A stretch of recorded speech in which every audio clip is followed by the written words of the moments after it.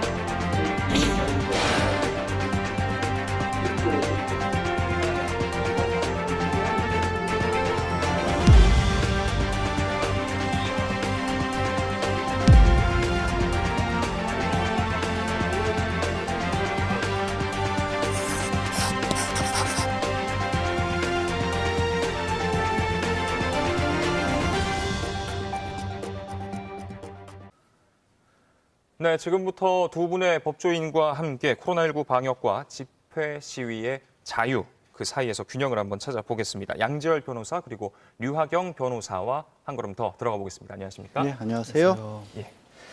일단 내일 차벽이 세워지는 것은 확정적입니다. 이 차벽, 광화문 일대에 차벽을 설치하는 데에서 이제 두 분의 의견을 좀 먼저 여쭤볼 텐데요. 먼저 양 변호사께서.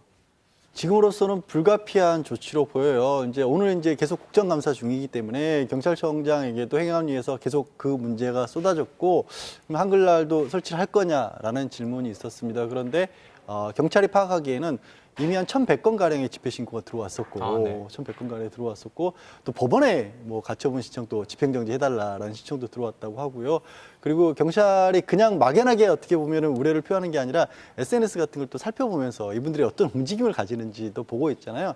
지난 한글날 같은 경우에도 1인 시위를 하자. 그러니까 1인 시위는 법적으로 시위가 아니니까 막을 수 없다. 그리고 기자회견 같은 거를 빌미로 해서 모이자. 그다음에 한꺼번에 모이면 되는 게 아니야. 이런 얘기들을 주고받았단 말이에요.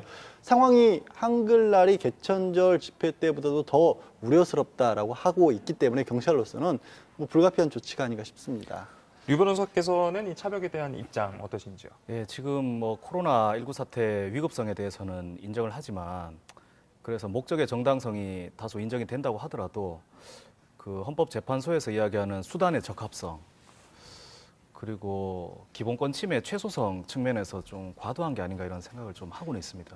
저도 이 집회를 하는 이 극우단체 분들의 주장에 조금 더 동의는 하지는 않지만은 그런 것을 떠나서 국민의 보편적인 기본권 문제이기 때문에 이게 또 코로나19 사태가 언제까지 지속이 될지도 모르는 것이고, 이게 이제 장기화된다고 보이는데 우리 헌법에서 가장 중요하게 생각하고 있는 기본권 중에 하나인 집회 결사의 자유를 언제까지 이렇게 통제할 것인가 좀 우려가 되고, 차벽이라는 것은 전면적인 통제이기 때문에 이것은 좀 과도하다. 이제는 코로나19 사태에서 우리 표현의 자유, 집회 결사의 자유를 어느 정도로 조화시킬지를 좀 논의해봐야 되는 시기라고 생각합니다. 네, 그럼 본격적으로 토론을 하기에 앞서서 일단 이렇게 논란이 불거지는 데에는 뭐랄까요, 상징성이랄까요, 광화문의 상징성, 또 이 차벽의 상징성이 매우 크기 때문일 것 같습니다. 두 분께서는 혹시 각각의 상징성에 대해서 어떻게 생각을 하시나요? 사실 광화문 때 다른 때보다도 박근혜 전 대통령 탄핵과 관련해서 촛불 집회가 처음으로 크게 일었던 곳이 광화문이지 않습니까? 그때 여러 차례 저도 그 집회 현장에 참석을 하기도 하고 지나가면서도 보기도 하고 굉장히 다양한 목소리들. 그러니까 탄핵에 대해서는 한 목소리를 내고 있지만 그 안에서는 정말 여러 가지 부류의 사람들이 있고 여러 가지 목소리들이 나오고 있구나. 그러면서 사실은 나중에 설령 탄핵이 되더라도 이 다양한 목소리를 뭐 정권이 교체되면 어떻게 담아낼 수 있을까 하는 우려를 좀 했었거든요. 네. 그 우려를 했을 만큼 여러 사람들이 나와서 얘기를 할 수 있는 공간이 또 광화문이라는 얘기도 동시에 되는 거기 때문에 좀 전에 이제 유 변호사님이 말씀하신 것처럼 집회 결사의 자유의 측면에서 봤었을 때 광화문이 가지고 있는 상징성은 대단히 크죠. 그래서 이제 이 차벽 설치가 논란의 대상이 될 수밖에 없다라는 점에서는 저도 동의를 합니다. 네. 유 변호사께서는 광장이라는 것은 양 변호사님 말씀하신 대로 우리 역사에 있어서 특히 현대사에 있어서 가장 중요한 그 국민들의 표현의 장이라고 할 수 있겠죠. 그래서 정부도 상당히 좀 예민하게 반응을 하고 있는 것 같고요. 그러나 너무 예민하게 반응한 나머지 기본권을 제한하게 되는 우를 범해서는 안 되겠다. 특히나 이게 광화문 광장이라고 하는 것은 극우 단체들만 집회를 하는 것이 아니잖아요.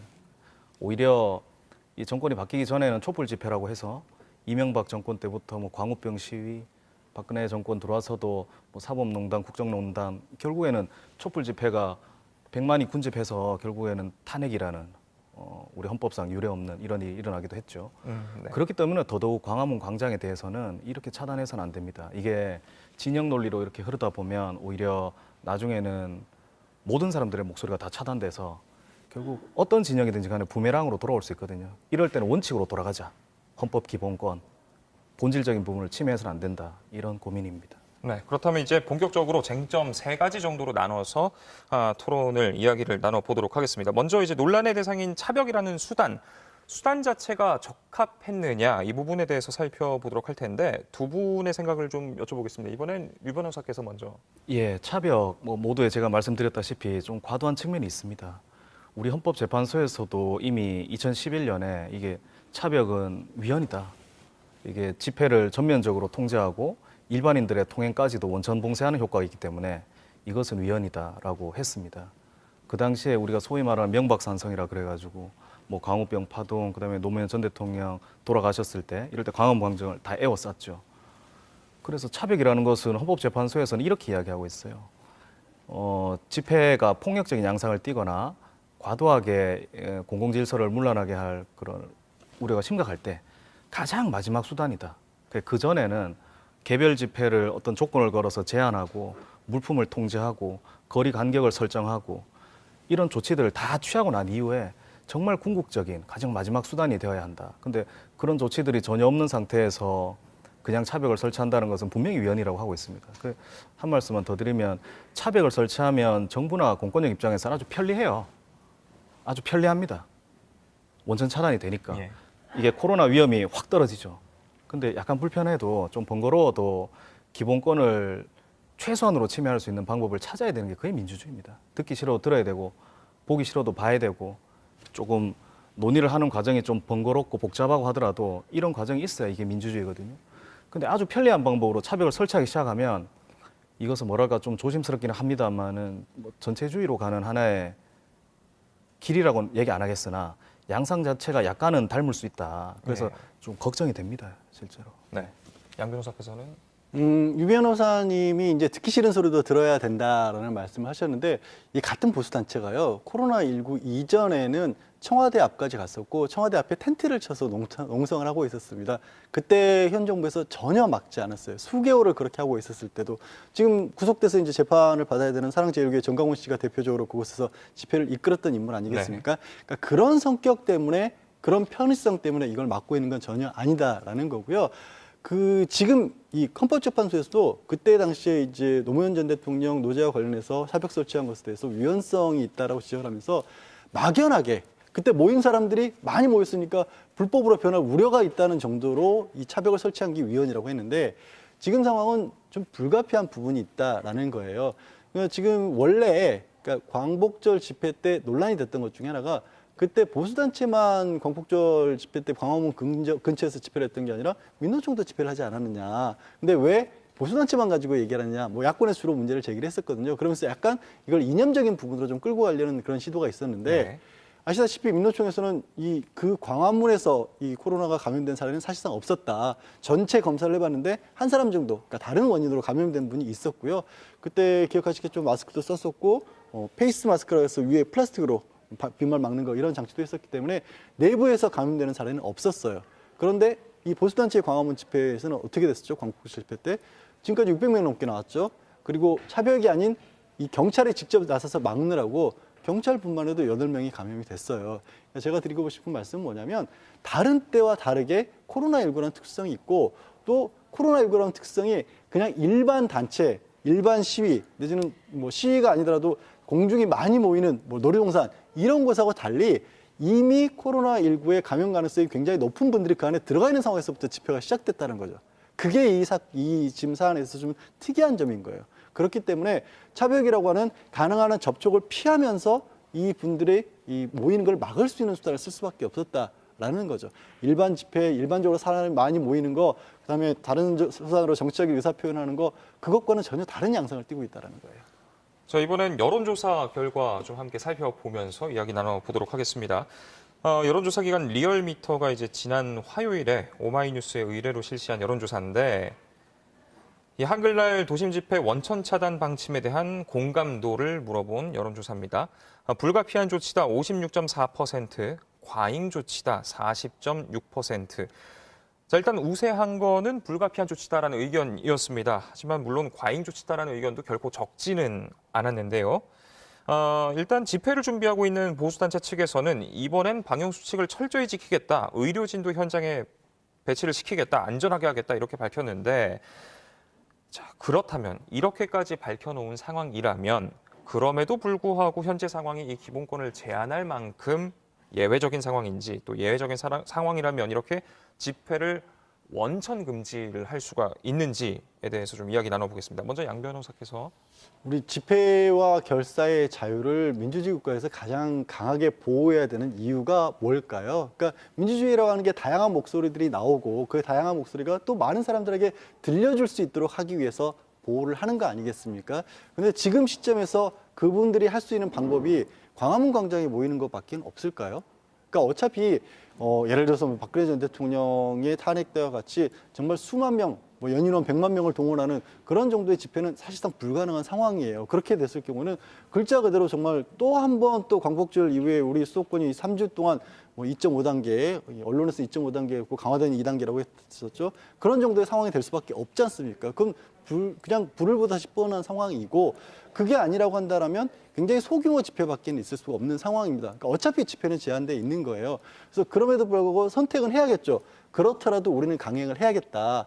그게 이게 어느 정도의 사람들의 공감을 얻어내느냐에 따라서 저는 다를 수도 있다고 봐요. 왜냐하면 아시겠지만 뭐 유럽 같은 경우에는 그쪽에서는 이제 얼굴을 가린다거나 시민들의 자유를 제한하는 것에 대해서 굉장히 강하게 반발을 하고 있습니다. 국민 그 자체가. 그래서 마스크를 쓰는 것 자체에 대해서 반대하는 시위도 하고 있고요. 마스크를 찢는 시위도 하고 있습니다.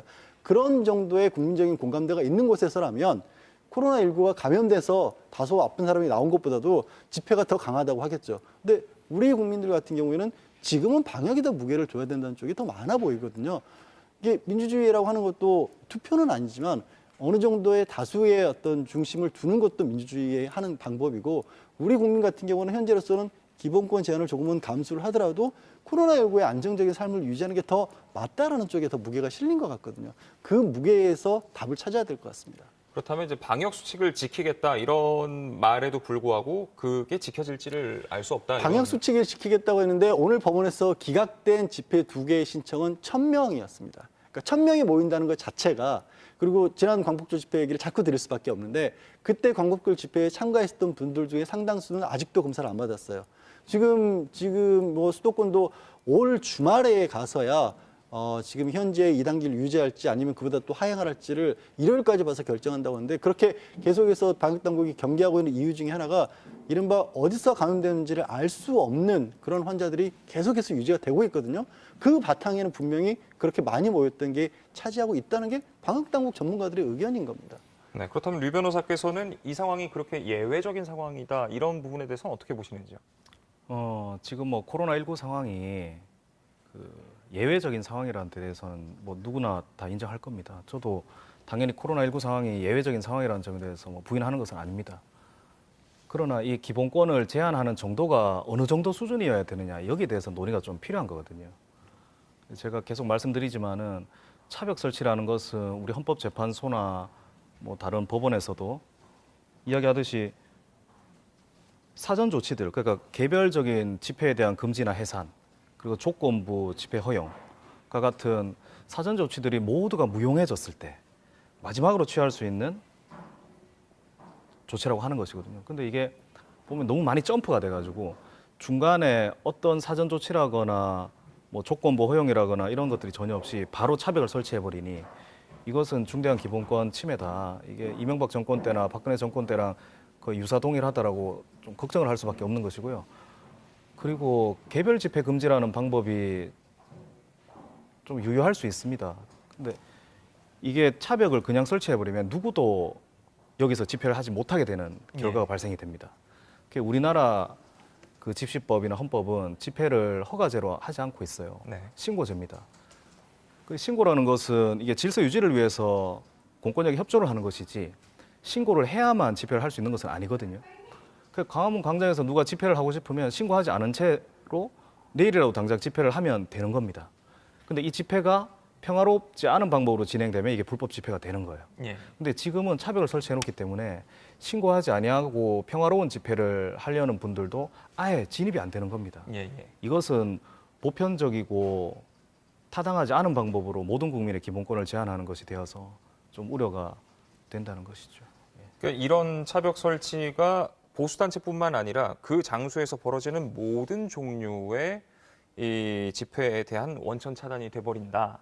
그런 결과가 발생이 되고 심지어는 이 개천절 때는 일반인들도 통행이 안 돼서 돌아가야 되고 예, 예. 식당에도 못 들어가서 상인들이 항의하고 이런 일들이 있었습니다. 이것은 분명히 일반 행동의 자유 침해로 볼 수 있거든요. 이런 것들은 좀 정부에서도 이런 목소리들에는 귀를 좀 기울여야겠죠. 예. 앞서서 이제 양 변호사께서 뭐 놀이공원이나 혹은 뭐 다른 시위와는 좀 다르지 않느냐 이렇게도 이야기를 해주셨었는데요. 그렇다면은 광화문이라는 장소가 아닌 제2, 제3의 장소 혹은 그런 데에선 가능할지 아니면 이것이 다른 목소리를 내는 다른 주제의 집회라고 한다면 마찬가지의 결정이 내려질지에 대해서도 두 분의 생각을 좀 여쭙고 싶거든요. 일단 오늘 이제 그 법원에 그 집회를 하게 해달라고 신청한 두 단체에서 얘기했던 부분이 뭐냐면 광화문 광장에서의 집회로 인해서 코로나19가 감염된다는 증거가 없다라는 주장을 했어요. 네. 이건 이제 전문가들의 의견하고 완벽하게 배치가 되는 그런 부분이죠. 그리고 아까 이제 제가 놀이동산이라든가 다른 많은 사람들이 모이는 곳에 예를 든 이유는 뭐냐면 놀이공원은 사람이 아무리 많이 모여도 그 많이 모여든 사람들이 개인이라든가 아니면 각자 가족들이라든가 이런 사람들과 또 어울리는 거지 주변에 있는 모든 사람들과 어울리기 위해서 간 건 아닙니다. 그러니까 최소한의 그 안에서의 격리 조치들이 어느 정도 취해지고 있는 거고요. 그리고 사실 이제 뭐 식당이라든가 많은 사람들이 모이는 곳 이런 것들도 코로나19 환자가 확진이 됐다라고 하면 바로 거기에 폐쇄하고 방역 조치가 예. 취해지고 있는 상황인 거예요. 그런데 지금 광화문에 지금 모이겠다는 보수단체 같은 경우에는 아까 말씀드린 것 같이 코로나19 감염성이 굉장히 고위험군으로 분류된 분들 그리고 지난 집회의 영향으로 해서 아직도 혹시라도 이 코로나19에 직접적인 감염이 가능성이 있는 분들이 모일 가능성이 높단 말이에요. 그런 부분을 고려를 했다라는 거고요. 그거는 마찬가지로 그분들이 광화문이 아니라 뭐 한강 뚝섬을 가든 어디를 가든 마찬가지 상황이겠죠. 그리고 이제 아까 잠깐 이제 유 변호사님이 말씀하신 부분 중에서 개별 집회 금지라고 하신 부분들인데 실제 개별 집회 잊지 말아야 될 부분은 광화문 광장에는 지금 그 신청을 했던 개별 집회들에 대해서도 감염병 예방법을 근거로 해서 다 금지를 시켜놓은 상태입니다. 금지된 집회를 하겠다고 모이는 분들을 막는 겁니다. 그러니까 그냥 자유로에 들어가는 분들을 막는 게 아니라 근데 그 과정에서 물론 나는 그런 집회가 아니라 오늘 하필 보수단체가 모이려고 하는 곳에서 내 얘기를 하고 싶어라는 분도 있을 수는 있겠죠. 그러나 그게 지금 상황에서 그럼 그분들에 대한 과도한 조치라고 볼 것이냐. 그럼 하필이면 그분들은 왜 거기 가서 또 그 시간에 그걸 해야 되느냐. 이런 논의가 있을 수밖에 없고 아까도 말씀드렸다시피 그럼에도 불구하고 우리 국민이 상당수가 원하는 방향이 코로나19 걸리는 게 차라리 나아. 뭐 그렇게 하는 국가들도 있으니까요. 그런 쪽으로 간다라면 모르겠습니다만은 그게 아닌 걸 바라는 국민들이 더 많고 주변에 뭐 식당 하시는 분들 같은 경우 당일날 굉장히 큰 피해 본 거 맞습니다. 그런데 그때 그 피해를 안 보게 하기 위해서 일시적으로 허용을 했다가 수도권 전체가 3주 동안 마비됐었잖아요. 커피숍 같은 데 들어가지도 못했었지 않습니까? 그 일을 반복할 것이냐. 이런 선택의 문제인 거죠. 네. 이 부분에 대해서 류 변호사께서는 그러니까 계속 문제가 되는 게 어느 정도 수준의 제한이 네. 좋겠느냐인 것 같아요. 근데 가장 좋은 거는 모든 국민을 다 집 밖으로 못 나오게 하는 겁니다. 근데 과도하죠. 그렇다면 차벽은 과도하냐 안 과도하냐 의견이 나뉘는 거예요. 차벽 설치라는 것은 누차 말씀드리지만 일반적 행동의 자유를 원천적으로 차단하는 방법이어서 그거 이외에 다른 방법들을 좀 찾아보자, 사전 조치들을 좀 찾아보자라는 게 기본적인 제 입장이고, 그리고 뭐 식당이나 놀이공원, 관광지, 카페, 술집, 뭐 서점 이런 곳들도 사실 광화문에 모이는 사람들이 가져다주는 위험에 비해서 훨씬 낫다라고 말하기는 좀 어렵습니다. 근데 그럼에도 불구하고 광화문이 상징적인 곳이기도 하거니와 이전에 정광훈 목사 등의 극우단체들이 위험을 불러일으켰기 때문에 좀 예민하게 반응을 하고 있는 것이죠. 근데 이제 뭐 누차 말씀드리지만 코로나19 사태가 장기화되는 이런 국면에서 광화문을 차벽으로 그럼 계속 차단시켜 놓을 것인가에 대해서는 논의가 필요하고, 그리고 극우단체는 그럼 어떻게 할 것인가? 극우단체들은 전력이 있기 때문에 앞으로도 계속 금지시킬 것인가? 저는 그것도 타당하다고 보진 않습니다. 네. 왜냐하면 객관적이고 명백하고 현존하는 위험이라는 게 어느 정도로 계속되고 있느냐, 이 극우단체들에게. 그거를 뭐 영원히 전례가 있다고 해서 영원히 극우단체들이 집회를 못하게 하는 것은 저는 좀 과잉 금지라고 보거든요. 그래서 일종의 뭐 경찰 공권력들이 이 극우단체들의 집회에 대해서는 통제를 좀 강화하거나 질서 유지인들을 통상의 집회보다 좀 많이 요구하거나 간격 설정을 통상의 집회보다 좀 과도하게 하거나 물품도 과도하게 좀 제한하고 이런 방식으로 위험을 최소화시키는 방향으로 이분들의 집회도 서서히 좀 허용을 하는 게, 허용이라는 단어도 좀 어폐가 있습니다만은 예. 금지하지 않는 게 바람직한 민주주의가 가는 방법이다라고 생각을 하죠. 네. 지금 많은 분들께서 의견 보내주시고 계시는데요. 유튜브에서 아이디 김경모님, 지난 개천절에 이어 내일에도 차벽을 설치하는 건 집회 자유를 침해하는 것 아닌가요? 이런 의견도 있었고요. 또 유튜브에서 아이디 구성우님 같은 경우엔 하지만 그럼 시위의 문화가 좀 변해야 하는 것 아닐까요? 이런 의견도 주셨습니다.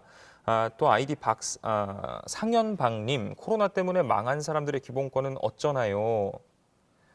자, 여러 가지 의견들이 나오고 있는데 사실 이렇게 논란이 계속되는 이유는 어떻게 보면 이제 앞서서 두 분께서도 말씀을 해주셨지만은 명확한 기준이 없기 때문일 수도 있습니다. 자, 그렇다면은 지금부터는 그 기준점이 어떻게 세워지는 게 좋을지 좀 이야기를 나눠볼 텐데요. 일단 지금 상황에서 포스트 코로나를 논하는 것은 굉장히 이릅니다만 일단 코로나19 자체가 언제 끝날지도 모르는 상황이고 그 이후에 또 다른 감염병이 신종 감염병이 또 나타날 수도 있을 거다 이런 전망도 나오기 때문에 이런 경우에 어떻게 해야 될지 좀 이야기를 나눠보겠습니다. 일단 정치권에서 몇 가지 방안이 제시됐습니다. 먼저 고의로 감염병에 대한 검사나 치료 등을 거부하는 행위를 이제 테러의 정의에 포함을 시키자 이런 법안부터 좀 살펴보겠습니다. 민주당의 이병훈 의원이 대표 발의한 테러방지법 개정안인데 이 개정안에 따르면 검사 치료 거부가 테러로 정의가 되죠. 그렇다면 집회 시위의 경우에도 마찬가지로 테러로 보고 제한을 할 수 있는 단초가 될 수도 있지 않을까 싶어지는 그런 우려의 목소리도 나오는데 혹시 양 변호사께서는 어떻게 보시는지요? 이제 저도 이제 이번에 집회 자체에 대해서 어느 정도 막아야 된다는 것은 지금까지 말씀을 드린 것처럼 뭐 100% 공감을 하는 편인데 그 감염병을 테러로까지 규정하는 것은 조금 과도하지 않나 싶어요. 그러니까 예를 들어서 지금 생각해 볼 수 있는 게 당장 후천성 면역결핍증, HIV, 에이즈라고 부르는 질병 같은 경우도 그 질병을 감추고 다른 사람들에게 전달시도록 만들었을 때 이 상해에 준해서 처벌하도록 그렇게 법은 만들었습니다. 그런데 그것도 개인적으로 이렇게 처벌하는 개인적인 법익인 거예요. 개인이 개인에게 상처를 입히는 그런 수준의 처벌인 거지. 테러라고 한다는 것은 불특정 다수의 광범위한 대상으로 한 굉장히 커다란 사회적 충격을 줄 때를 테러라고 하는 거지 현재 코로나19를 가지고 그렇게 보기는 어렵지 않을까. 우리 흔히 그런 얘기 많이 쓰죠. 뭐 탄저균 이런 것들, 생화무기 그런 것들의 정도의 수준에 준한다면은 모를까. 막연하게 감염병이면 그렇게 테러로 보자라고 하는 것은 그거는 좀 심하죠. 네. 예, 유엔에서는 지금 우선 우리 지금 현행 테러 방지법에서 테러라는 규정이 너무 추상적이고 모호하고 광범위하게 해석될 수가 있습니다. 그래서 이 테러 방지법 제정 당시에도 2016년에 현 여당인 민주당에서 필리버스터까지 하면서 격렬하게 저항을 했던 거고요. 이 당시에 이 테러 방지법이 국민 감시법이다. 국정원 강화법이다 이런 이야기를 했었어요. 이게 왜 독소 조항 때문에 이런 것들인데 이 테러 위험 인물이라고 이 법에서 지정이 되면 개인 정보, 금융 거래 내역, 위치 정보, 출입국 내역 등 뭐 들여다볼 수 있는 것들 다 볼 수 있습니다. 예. 국정원 등 정보 사찰 기구들이요. 그래서 이 테러 방지법 자체에 대해서 폐지 이야기를 해야 되는 게 2016년 당시 야당이었던 현재 여당 민주당의 태도여야 한다고 지금 보고 있고, 그럼에도 불구하고 이 테러 방지법 폐지를 이야기하는 게 아니라 오히려 이 테러 방지법에다가 테러를 하나 더 규정해서, 그것도 아주 모호하고 양 변호사님께서도 인정하시다시피 감염병 뭐 이렇게 치료라거나 검사를 거부하는 사람들을 테러리스트로 과도하게 규정하는 이런 태도는 굉장히 모순적이다. 테러 방지법 통과시킬 당시에 필리버스터까지 했던 민주당이 그렇고요. 또 하나는 유엔에서는 이 테러라는 개념에 대해서 이렇게 이야기해요.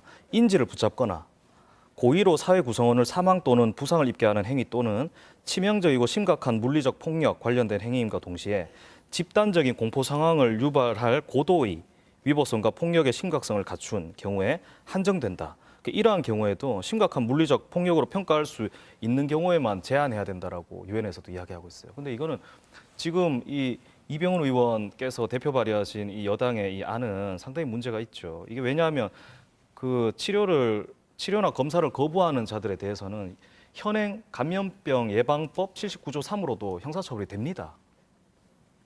근데 이런 옥상옥인 테러 방지법에다가 또 이걸 규정한다는 것은 국민들을 너무 공포에 떨게 하는 것이고 정보기관들의 권한을 너무 높여줘서 예. 마치 뭐 이것은 제가 그냥 제 개인적인 의견이긴 합니다만 이 극우단체들 쪽에서 정부를 비판하는 쪽에서 지금 좀 정상적인 사고를 하지 않는 분들이 코로나 검사를 많이 받지 않고 도망다니고 이러고 있어요. 근데 이분들을 테러 방지법에서 테러리스트로 규정하면 정보기관들이 너무 많이 사찰을 할 수가 있게 돼요. 예. 그래서 이건 좀 정치적인 쟁점화도 될 수 있다.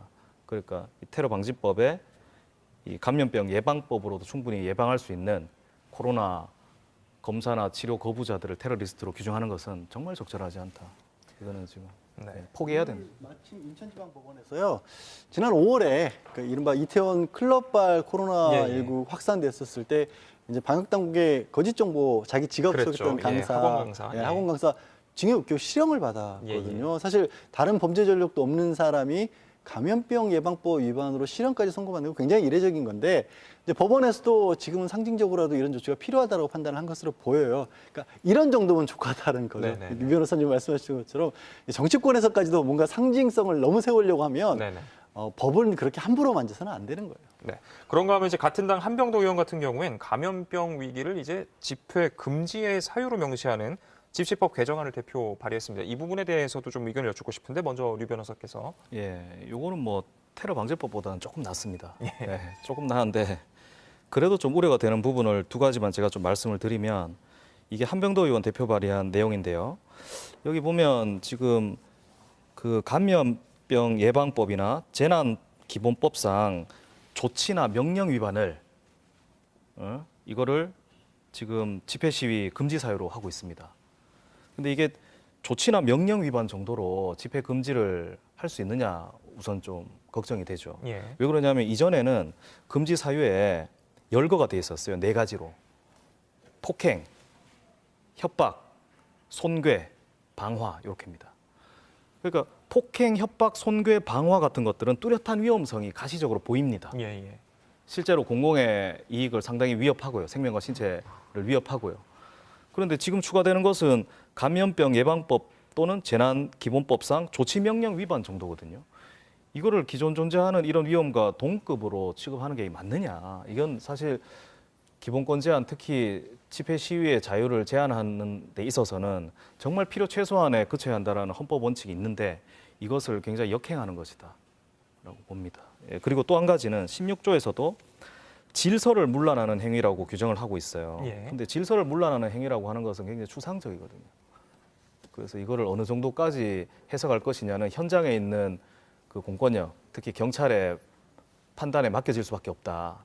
그래서 코로나19 시기에 공권력들에게 이 질서를 문란하게 하는 행위에 대한 판단 재량을 너무 많이 부여할 수 있기 때문에 우리 대한민국 경찰이 아주 훌륭하고 법리적으로 되게 양심 있는 그리고 현명한 판단을 내린다고 저도 자부하지만 그럼에도 불구하고 사람이 판단하는 재량이라는 것을 늘 위험하거든요. 예. 그래서 이건 법률이 너무 구체적이지 않다. 좀 비판적인 생각입니다. 네. 예. 양 변호사께서는 어떻게 보시는지? 지금 이 논의의 전제를 자꾸 잊어먹으면 안 되는 부분이 현재 지금 수도권에는 이 코로나19와 관련해서 2단계 주의보가 내려져 있는 상황이죠. 예. 그리고 사회적 거리두기 2단계를 실시해야 되는 상황이고 그 상황에서 지금 보수단체에서 이 코로나19와 관련해서 한번 무리를 일으켰던 적이 있고 그 무리 때문에 굉장히 큰 사회적 비용을 지불하게 만들었던 단체에서 중복돼서 지금 집회를 하겠다라는 건데 그렇기 때문에 막고 있다라는 거예요. 근데 법으로 그냥 거기에 더해서 현재 감염법도 보건복지부라든가 지자체 장관에게 지자체장에게 필요한 조치를 취할 수 있다라고 명시하고 있습니다. 그러니까 그런 조치들이 있었는데도 불구하고 집회를 다시 하겠다고 하면 그때는 공권력이 현재 집시법을 고치지 않더라도 금지를 할 수가 있는 거예요. 그래서 지금 차벽이 세워지는 거거든요. 예. 그런 정도의 단계를 거치지 않고 그냥 집시법 자체에 감염병만 있으면 바로 집회를 막을 수 있어라고 만들어 놓는 건 저도 반대입니다. 예, 그렇군요. 현재 시각 벌써 7시 51분 지나고 있습니다. 소셜 라이브 마무리해야 할 시간이 찾아왔는데요. 모쪼록 양측을 모두 만족시킬 수는 없겠습니다만 법리적으로나 방역 측면에서나 좀 합리적인 기준이 마련됐으면 좋을 것 같습니다. 지금까지 양지열 변호사, 류학영 변호사와 이야기 나눴습니다. 오늘 말씀 고맙습니다. 네, 소셜 라이브 이브닝 저희는 다음 주 월요일 7시 20분에 찾아뵙겠습니다. 시청해주신 여러분 고맙습니다.